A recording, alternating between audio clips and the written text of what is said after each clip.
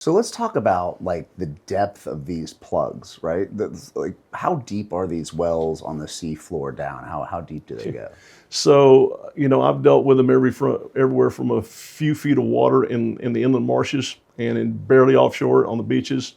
You know, my specialty runs out to anything that's kind of a bottom-based platform, which can be in 1,500 feet of water or so like that. But nowadays, the deep water wells go into thousands and thousands of feet of water.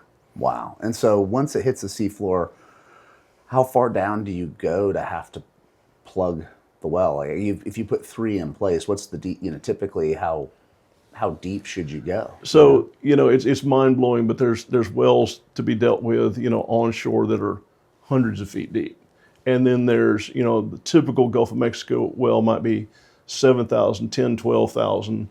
You start getting deeper. Other ones, like ones I'm dealing with in Trinidad right now, are 17,000 feet. And they're not all just straight hole. A lot of them are directional. They go off in different angles. But there are wells in the U.S. onshore, I know, that have been drilled to over 30,000 feet. So it's pretty extreme.